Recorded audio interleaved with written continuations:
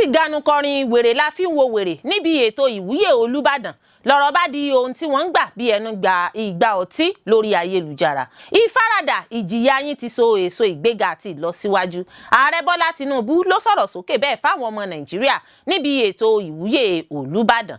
Ọba aládé kan pè fún ìfigbóró òfin gbé Mandikis kí wọ́n sì ṣe àyẹ̀wò ìlòkulò oògùn fún. Àwọn agbébọn ṣekú pa èèyàn 5, jí 20 èèyàn gbé sá lọ ní mọ́sálásí kan nípínlẹ̀ Zamfara. Ikọ̀ ọmọ ogun Nàìjíríà náwó gan àwọn èèyàn 3 tó ń fi àwọn ohun èlò ṣọwọ́ sáwọn ikọ̀ Boko Haram nípínlẹ̀ Borno. Ọwọ́ tẹ̀ o, iléeṣẹ́ ọlọ́pàá náwó gan ọmọ ilẹ̀ òkèèrè kan tó jí ara rẹ̀ gbé parọ́ gbowó nípínlẹ̀ Ògùn. Olórí Olúwaṣìndárayọ̀ nínú ayé tèmi ni oníròyìn yín. Ẹ gbọ́ àtúpalẹ̀ àwọn ìròyìn náà lẹ́kùnrẹ́rẹ́. You are welcome to Drive TV. If you're new to this channel, consider subscribing so you won't miss out any of our latest video. Táyé Currency ganu kọrin wèrè la fi ń wo wèrè níbi ètò ìwúyè Olúbàdàn lọ́rọ̀ bá di ohun tí wọ́n ń gbà bí ẹni gba ìgbà ọtí lórí ayélujára. Eré orin gbajúmọ̀ olórin Fújì ni Táyé Currency níbi ètò ayẹyẹ ìwúyè ìgbọ́pàṣẹ ọba Rashidi Ládọjà gẹ́gẹ́ bí Olúbàdàn tilẹ̀ Ìbàdàn tuntun ti dá awuyewuye sílẹ̀ láàrin àwọn èèyàn orí ayélujára. Orin gbajúmọ̀ olórin Fújì ni wèrè la fi ń wo wèrè ní kò buyì kún ètò ìwúyè ìgbọ́pàṣẹ ọba aládé náà. Ọ̀pọ̀ àwọn ọmọ Nàìjíríà ló bọ́ sórí ayélujára láti fi ìbínú àti àìdùnnú wọn hàn ṣàpèjúwe eré orin Táyé Currency gẹ́gẹ́ bí ìdójútini gbáà sí àwọn ọmọ bíbí ilẹ̀ Ìbàdàn tí ọ̀pọ̀ wọn sì ń sọ wípé wọn ò bá ti fìwé pé Táyé Currency kó wá ṣeré. Ètò ayẹyẹ ìwúyè ìgbọ́pàṣẹ èyí tí ọ̀pọ̀ àwọn èèyàn jàǹkànjàǹkàn bíi ààrẹ Bọ́lá Tinubu, gómìnà Ṣèyí Mákindé àti àwọn orí adé ọrùn ìlẹ̀kẹ̀ péjú síbẹ̀ ló jẹ́ àkókò fún ìgbélárugẹ àṣà àti àjọyọ̀. Ẹ̀wẹ̀, orin Táyé Currency náà ló gbàgbóró lákòókò ètò ìwúyè náà pẹ̀lú bí ọ̀pọ̀ àwọn èèyàn ṣe ń fi àìdùnnú wọn hàn lórí ìwà ìdójútini àti ìjákulẹ̀ lórí ayélujára. Àwọn alátakò kan sọ wípé àwọn ìgbìmọ̀ tó ṣàgbékalẹ̀ ètò náà ló yẹ kí wọ́n da ẹ̀bi rù nípa bí wọ́n ṣe fìwé pé Táyé Currency gẹ́gẹ́ bí akọrin ọjọ́ náà. Wọ́n tọ́ka pé àwọn gbajúgbajà olórin Fújì míì bíi Saheed Òṣùpá, King Wasiu Ayinde Massa, K1 The Ultimate tàbí Màláíkà wà níbẹ̀ tó yẹ kán fìwé pè láti kọrin níbi ètò ìwúyè náà. Wọn ò pè wọ́n. Táyé Currency wèrè la fi ń wo wèrè ni wọ́n lọ fìwé pè. A ó rántí pé láìpẹ́ yìí náà ni ọba Adétòkunbọ̀ Tẹ́jú-Oṣó Olú ti Kemta Orílé nípínlẹ̀ Ògùn náà ti kóró ojú sí orin Táyé Currency ọ̀hún. Ó ṣàpèjúwe rẹ̀ gẹ́gẹ́ bí ohun tó burúkú gbà tí kò sì pọ́n àṣà ìṣẹ̀lẹ̀ rárá bó ti wù kó mọ. Òun náà tako bí wọ́n ṣe fìwé pè Táyé Currency nígbà tí àwọn olórin Fújì míì ń bẹ nílẹ̀ tó yẹ kí wọ́n fìwé pè gẹ́gẹ́ bí akọrin ọjọ́ náà láti yẹ àwọn orí adé ọrùn ìlẹ̀kẹ̀ sí. Ìfaradà ìjìyà yín ti so èso ìgbéga àti ìlọsíwájú. Ààrẹ Bọ́lá Tinubu ló sọ̀rọ̀ sókè bẹ́ẹ̀ fáwọn ọmọ Nàìjíríà níbi ètò ìwúyè Olúbàdàn. Ààrẹ ilẹ̀ wa Nàìjíríà Bọ́lá Ahmed Tinubu ti gbóṣùbà káre fún àwọn ọmọ Nàìjíríà fún ìpamọ́ra, ìfaradà àti sùúrù wọn lákòókò ìṣòro ìpèníjà ètò ọrọ̀ ajé tó dẹnu kọlẹ̀. Ó mú dá àwọn aráàlú lójú pé ìfaradàyà ìpamọ́ra wọn kì í ṣe lásán, ó sì ti ń so èso ìgbéga àti ìlọsíwájú. Nígbà tó ń sọ̀rọ̀ lọ́jọ́ Ẹtì Friday níbi ètò ayẹyẹ ìwúyè Olúbàdàn tilẹ̀ Ìbàdàn ẹlẹ́ẹ̀kẹrìnlélógójì ọba Rashidi Adéwọ̀lú Ládọjà èyí tó wáyé ní gbọ̀ngàn Mapo Hall nílùú Ìbàdàn. Ààrẹ mọ rírì ìfaradà àwọn aráàlú lásìkò tí gbogbo ẹ̀ polúkúmuṣu yìí, ó sì tún ṣèlérí ọjọ́ ọ̀la tó dára. Kò sí bó ti wù kó le tó, ohun gbogbo ń bọ̀ wá dìrọ̀rùn. Tinubu ní ẹ̀yin ọmọ Nàìjíríà, mo mọ̀ pé gbogbo ẹ̀ polúkúmuṣu ṣùgbọ́n ìjìyà yìí kì í ṣe láìsí fún ìdí kan. Ọ̀nà tí a wà ti ń so èso ìgbéga ìlọsíwájú. Òun sì lè mú dá àwọn aráàlú lójú pé à ń fìdí ọ̀pákùtẹ̀lẹ̀ múlẹ̀ fún ọjọ́ ọ̀la tó dára tó sì ní ìṣerere. Nígbà tó ń bá ìpéjọpọ̀ ńlá àwọn orí adé ọrùn ìlẹ̀kẹ̀, àwọn aládarí olóṣèlú àti àwọn aráàlú sọ̀rọ̀, ààrẹ kan sára sí ọba Rashidi Ládọjà. Ó ṣàpèjúwe rẹ̀ gẹ́gẹ́ bí ọba aládé tó kún fún ọgbọ́n, àlàáfíà àti ìran. Ààrẹ sọ wípé Ládọjà ti kojú àwọn ìṣòro ìpèníjà gẹ́gẹ́ bí gómìnà èyí tó ṣokùnfà ìyọnípò rẹ̀. Ó fi kún pé inú òun dùn pé gómìnà tẹ́lẹ̀ rí náà padà dórí ipò. Tinubu ní láìsí àní-àní lábẹ́ ìdarí Olúbàdàn tuntun ọba Ládọjà Ìbàdàn yóò ní ìrírí ìdàgbàsókè tó ga jùlọ. Ó tẹnumọ́ ìfarajìn rẹ̀ láti ṣiṣẹ́ pọ̀ pẹ̀lú àwọn orí adé ọrùn ìlẹ̀kẹ̀ àti àwọn ìjọba ìpínlẹ̀ láti rí dájú pé àlàáfíà, ètò ààbò àti ètò ọrọ̀ ajé fẹsẹ̀ múlẹ̀ sí jákèjádò ilẹ̀ wa Nàìjíríà. Ọba aládé kan pè fún ìfigbóró òfin gbé Mandikis kí wọ́n sì ṣe àyẹ̀wò ìlòkulò oògùn fún un.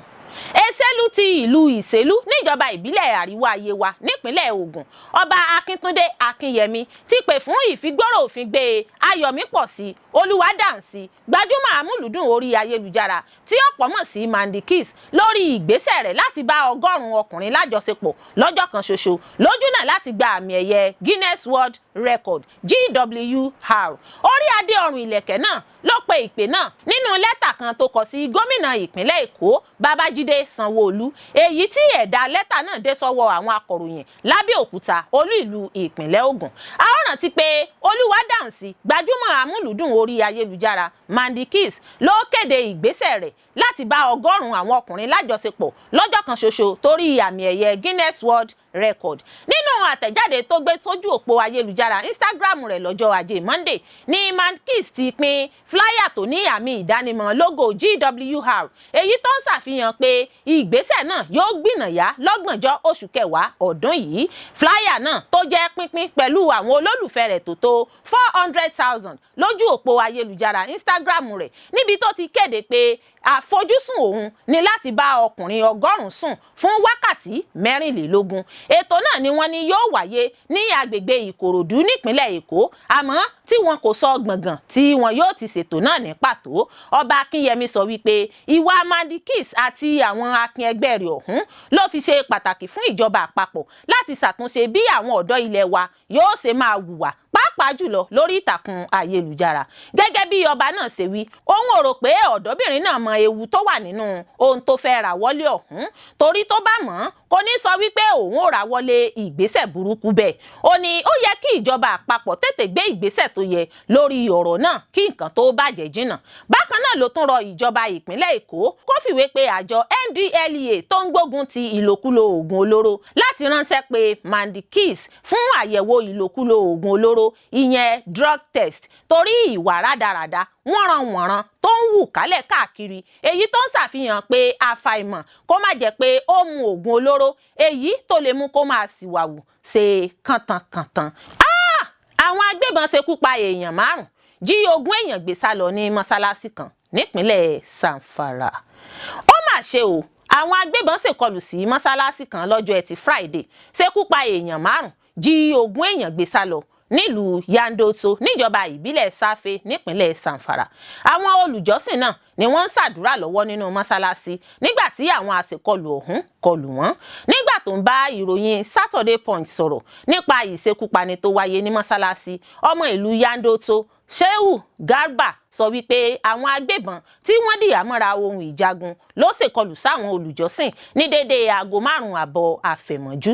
Garba sọ wípé àwọn aṣekọlù náà gbé ilẹ̀kùn mọ́sálásí náà ti pa, tí wọ́n sì ṣínà ìbọn bolẹ̀ fáwọn olùjọ́sìn nínú mọ́sálásí lákòókò àdúrà òwúrọ̀. Gẹ́gẹ́ bí ó ṣe wí, ọ̀pọ̀ àwọn olùjọ́sìn ló jẹ́ jíjígbé sálọ, tí ọ̀pọ̀ àwọn mìíràn sì farapa yánnayànna lákòókò ìkọlù náà. Garba sọ wípé àwọn agbébọn náà ṣekú pa àwọn èèyàn 5 tí wọ́n dá dúró lọ́gbà ilé ìwòsàn ní Gusau, olú ìlú ìpínlẹ̀ náà, tí wọ́n sì jí 20 èèyàn gbé sá lọ. Ó ní àwọn èèyàn náà wà nígbèkùn wọn lọ́wọ́lọ́wọ́. Ìlú Yandoto tó wà ní ìwọ̀n kìlómítà 36 ló jẹ́ ìlú abínibí gbajúgbajà olóṣèlú Sẹ́nẹ́tọ̀ Kabiru Marafa. Gbogbo ìgbìyànjú àwọn akọ̀ròyìn láti kàn sí agbẹnusọ iléeṣẹ́ ọlọ́pàá ìpínlẹ̀ náà ASP Yazid Abubakar lórí ìṣẹ̀lẹ̀ náà ló já sí pàbó. Ìkọlù tuntun náà ló wáyé lẹ́yìn ọjọ́ díẹ̀ tí irú ìkọlù náà wáyé lábúlé Gidantube níjọba ìbílẹ̀ yìí kan náà, níbi tí 40 àwọn olùjọ́sìn ti jẹ́ jíjígbé sálọ lákòókò tí wọ́n ń ṣàdúrà òwúrọ̀ lọ́wọ́. A ò ní bọ́ sọ́wọ́ ajínigbé o lọ́la ìlédùà. Ikọ̀ ọmọ ogun Nàìjíríà náwó gan àwọn èèyàn 3 tó ń fi àwọn ohun èlò ṣọwọ́ sáwọn ikọ̀ Boko Haram nípínlẹ̀ Borno. Iléeṣẹ́ ológun Nàìjíríà ti fi gbòòrò òfin gbé àwọn afurasí èèyàn 3 tó ń fi àwọn ohun èlò ṣọwọ́ sáwọn ikọ̀ Boko Haram nípínlẹ̀ Borno. Orúkọ àwọn afurasí náà ni Tijani Ali ẹni ọdún mọ́kàndínláàdọ́ta, Isiaka Hasan ẹni ọdún mẹ́ẹ̀ẹ́dọ́gbọ̀n, Ali Idris ẹni ọdún mọ́kàndínlógún ló jẹ́ fífi gbòòrò òfin gbé lásìkò tí àwọn ikọ̀ ọmọ ogun ṣe iṣẹ́ ìtọpinpin àyẹ̀wò lójú ọ̀nà márosẹ̀ Maiduguri Kòǹdúgà lọ́jọ́ kẹẹ̀ẹ́dọ́gbọ̀n oṣù kẹsàn-án gẹ́gẹ́ bí ìròyìn pẹ̀lú àwọn àwòrán tó jẹ́ gbígbé jáde síta nípasẹ̀ onímọ̀ nípa ètò ààbò Zagazola Makama lójú òpó ayélujára rẹ̀. Àwọn afurasí náà ní ọwọ́ tẹ̀ pẹ̀lú ike jẹ́ríkà epo bẹntiróòlù 5 tí wọ́n dì sínú àpò ńlá Ghana Must Go. Méjì nínú àwọn afurasí náà gẹ́gẹ́ bí àwọn olùwádìí ìfimúfínlẹ̀ ṣe wí ni wọ́n ń ṣiṣẹ́ nílé epo AY Setima Investment Limited lójú ọ̀nà Bama, èyí tó mú ìfura dání nípa bí wọ́n ṣe lọ́wọ́ nínú fífi epo bẹntiróòlù ránṣẹ́ sáwọn ikọ̀ ẹgbẹ́ àgbésùnmọ̀mí.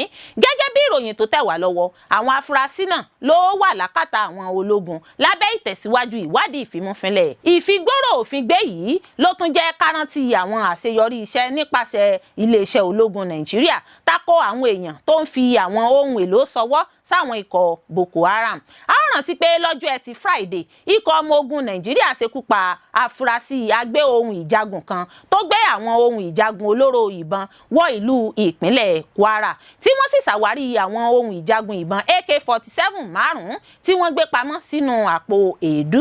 Àtẹ̀jáde kan tó jẹ́ gbígbé jáde síta tọ́ka pé iṣẹ́ ìréde ikọ̀ ọmọ ogun 22 Armored Brigade lábẹ́ Operation Park Strike V lákòókò iṣẹ́ ìtọpinpin àyẹ̀wò lójú ọ̀nà Zare sí Gbúgbú níjọba ìbílẹ̀ Edu lọ́jọ́bọ̀ Thursday ọjọ́ kẹẹ̀ẹ́dọ́gbọ̀n oṣù kẹsàn-án ọdún yìí. Lóṣù kẹrin ọdún 2024, ọwọ́ ikọ̀ ọmọ ogun Operation Adinkai OPHK níjọba ìbílẹ̀ Mafa nípínlẹ̀ Borno tẹ àwọn èèyàn 6 kan tí wọ́n ń fi àwọn ohun èlò ṣọwọ́ sáwọn ikọ̀ Boko Haram. Ọwọ́ tẹ̀ o, iléeṣẹ́ ọlọ́pàá náwó gan ọmọ ilẹ̀ òkèrè kan tó jí ara rẹ̀ gbé pamọ́ gbowó nípínlẹ̀ Ògùn. Ẹ̀ka iléeṣẹ́ ọlọ́pàá tó ń rí sí ìwádìí ní ìpínlẹ̀ Ògùn ti náwó gan ọkùnrin ẹni ọdún 48 kan, Kako Alebi tó jẹ́ ọmọ orílẹ̀-èdè Africa Coast fẹ̀sùn pé ó jí ara rẹ̀ gbé. Gẹ́gẹ́ bí àtẹ̀jáde tí agbẹnusọ iléeṣẹ́ ọlọ́pàá Nàìjíríà Benjamin Hundeyin fi síta sọ pé àwọn rí àtẹ̀jíṣẹ́ láti iléeṣẹ́ National Central Bureau ti ìlú Àbújá ní orúkọ orílẹ̀-èdè Cote d'Ivoire lórí pé wọ́n ń wá ọkùnrin náà. Ní ọjọ́ 12 oṣù kẹsàn-án ni wọ́n ní Alebi di àwátì tí àwọn tó jí gbé sì kàn sí àwọn ẹbí rẹ̀ pẹ̀lú àwòrán àti fídíò láti fi hàn pé àwọn fìyà jẹ ní àhámọ́ àwọn àti pé wọ́n nílò láti san owó kó tó rí ìtúsílẹ̀. Hundeyin ṣàlàyé pé ní agbègbè Matogun ní ìpínlẹ̀ Ògùn ni wọ́n ti ṣàwárí àwọn afurasí náà níbi tí ọwọ́ ti tẹ obìnrin kan ẹni ọdún 28 Angela Arisa tí òun náà jẹ́ ọmọ orílẹ̀-èdè Africa Coast. Ó ní bí iléeṣẹ́ ọlọ́pàá ṣe gbọ́ pé wọ́n jí ọkùnrin náà gbé ní ọ̀gá àgbà ọlọ́pàá ti pàṣẹ pé kí wọ́n ṣe àwárí rẹ̀ ní kíákíá. Ó sọ pé èyí ló mú àwọn tọpinpin àwọn afurasí náà sí agbègbè Matogun ní ìpínlẹ̀ Ògùn tí ọwọ́ ti tẹ Angela Arisa níbẹ̀. Agbẹnusọ ọlọ́pàá náà sọ pé afurasí náà ló mú àwọn ọlọ́pàá lọ sí ilé kan ní agbègbè Ọlámbẹ níbi tí wọ́n ti rí Alebi tí wọ́n sì tú sílẹ̀ láì farapa. Ó fi kún pé ìwádìí fi hàn pé Alebi àti Angela ni wọ́n jọ lẹ̀dí àpò pọ̀ láti parọ́ pé wọ́n jí gbé láti fi gba owó lọ́wọ́ àwọn ẹbí rẹ̀ tó wà ní Abidjan. Ó ní wọ́n mọ̀ọ́mọ̀ ṣe fídíò irọ́ èyí tí wọ́n fi ránṣẹ́ sáwọn ẹbí Alebi láti fi lè rí i pé wọ́n tètè wá owó nígbà tí wọ́n bá rí i pé wọ́n ń fìyà jẹ. Ó sọ pé ìwádìí sì ń lọ láti ṣàwárí àwọn míì tí wọ́n jọ lọ́wọ́ nínú iṣẹ́ ibi náà. Bákan náà ló fi kún pé ìwà ọ̀daràn tó ní ìjìyà lábẹ́ òfin Nàìjíríà ní kí èèyàn parọ́ pé wọ́n jí òun gbé tó sì jẹ́ pé òun ló wà nídìí rẹ̀. Ọ̀gá àgbà ọlọ́pàá Káyọ̀dé Ẹgbẹ́tókun ṣèkìlọ̀ pé ẹnikẹ́ni tó bá lọ́wọ́ nínú irú ìwà bẹ́ẹ̀ yóò fojú winá òfin nítorí kì í ṣe pé wọ́n ń fojú tẹ́ńbẹ́lú ètò ààbò ìlú nìkan bí kò ṣe pé wọ́n ń ba orílẹ̀-èdè Nàìjíríà lójú jẹ́. Ìwà jíjí ara ẹni gbé tí ń wọ́pọ̀ ní Nàìjíríà táwọn onímọ̀ nípa ètò ààbò sì ń ṣèkìlọ̀ pé ìwà bẹ́ẹ̀ kò ní jẹ́ fífi ohun èlò àwọn ọlọ́pàá ṣòfò nìkan bí kò ṣe pé kò ní jẹ́ kí wọ́n máa gba àwọn aráàlú gbọ́ nígbà tí ìṣẹ̀lẹ̀ gidi bá wáyé. A ó rántí pé nínú oṣù kẹjọ ní ọwọ́ àwọn ọlọ́pàá ìpínlẹ̀ Ondo tẹ ọkùnrin ẹni ọdún 29 kan Bello Azeez tó parọ́ pé wọ́n jí òun gbé láti fi gba owó lọ́wọ́ àwọn ẹbí rẹ̀. Agbẹnusọ ọlọ́pàá Ondo Olúṣọlá Àyànládé sọ pé Azeez tó jẹ́ ọmọ ìlú Ìpele ní ìjọba ìbílẹ̀ Ọ̀wọ̀ parọ́ ìjínigbé rẹ̀ nígbà tí bàbá rẹ̀ kọ̀ láti fún un ní owó tó tó 500,000 naira láti fi san gbèsè. Ìdí èrè o tí mo fi ra ọmọ ọlọ́mọ ní 3.7 million naira l'Ondo, afurasí kan ló kà bòròbòrò bẹ́ẹ̀. Ọwọ́ àwọn ọlọ́pàá ní ìpínlẹ̀ Ondo ti tẹ àwọn afurasí kan tí wọ́n máa ń jí ọmọ ọlọ́mọ gbé tà káàkiri nípínlẹ̀ Ondo, Anambra àti ìpínlẹ̀ Delta. Ọjọ́ kẹta oṣù kejì ọdún 2025 ni arákùnrin kan tí orúkọ rẹ̀ ń jẹ́ Sunday Kingsley ké gbàjarè tọ̀ àwọn ọlọ́pàá lágbègbè Alágbàká extension nílùú Àkúrẹ́ lọ pé kí wọ́n dákun dábọ̀ bá òun wá ọmọ òun Jẹ́síntà Sunday tó jẹ́ ọmọ ọdún 4. Arákùnrin Sunday ni ọmọ òun tí òun àti ìyàwó òun jọ ń gbé pọ̀ ti di àwátì. Wọ́n gbé ọ̀rọ̀ náà tọ̀ ilé ẹjọ́ májísírèètì mọ̀lẹ́bí ìyẹn Family Magistrate Court tó wà nílùú Àkúrẹ́ lọ, tí ilé ẹjọ́ náà sì ní kí wọ́n lọ so ìyá ọmọ náà tí orúkọ rẹ̀ ń jẹ́ Nneka Ona àti ìyàwó arákùnrin ọ̀hún tí orúkọ rẹ̀ ń jẹ́ Happiness mọ́lẹ̀ sí ọgbà ẹ̀wọ̀n tó wà ní ìlú Ondo kí wọ́n tó gba béèlì wọn. Àmọ́ tí ìwádìí iléeṣẹ́ ọlọ́pàá sì ń tẹ̀síwájú, wọ́n ṣe àbájáde ìwádìí náà lóṣù keje nígbà tí bàbá ọmọdé náà tún padà wá sí àgọ́ ọlọ́pàá láti wá ta wọ́n lólobó pé àwọn ti kẹ́fín ọmọ tó sọnù náà ní ìlú Àsàbà ní ìpínlẹ̀ Delta. Lóòótọ́ àwọn ọlọ́pàá rí ọmọ náà nígbà tí wọ́n dé ibẹ̀, kódà ọwọ́ wọn tẹ afurasí kan tí orúkọ rẹ̀ ń jẹ́ Amaka Chukwuemeka ẹni 30 ọdún tó ṣàlàyé fún àwọn agbófinró pé mílíọ̀nù 3 àti ẹgbẹ̀rún lọ́nà 700 náírà 3.7 million naira lòun ra ọmọ náà. Ó tún fi kún pé ọ̀rẹ́ òun kan Chinaza Owo ẹni ọdún 38 ló mú òun mọ obìnrin kan ìyẹn Mabel Ezima ẹni ọdún 62 tó fún òun lọ́mọ náà gẹ́gẹ́ bí àfúntọ́ pẹ̀lú àwọn ayédèrú ìwé òfin tó de ìlànà ìfúnni lọ́mọtọ́ lẹ́yìn. Arábìnrin Mabel pẹ̀lú tún dárúkọ afurasí mìíràn Chioma Okechukwu tó ní ó gbé ọmọ náà fún òun láti wá oníbàárà tí yóò rà á.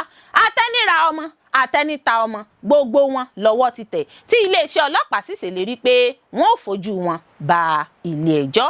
Olórí Olúwaṣìndáráyọ̀ nínú ayé tèmi ni oníròyìn yín. Ẹ ṣé púpọ̀ fún gbígbọ́ àti wíwò tí ẹ̀ ń wò wá. Ojú tí ẹ̀ fi ń wò wá kò ní fọ́, etí tí ẹ̀ fi ń gbọ́ wá kò ní di. Láṣẹ Elédùà yóò sì dára fún yín.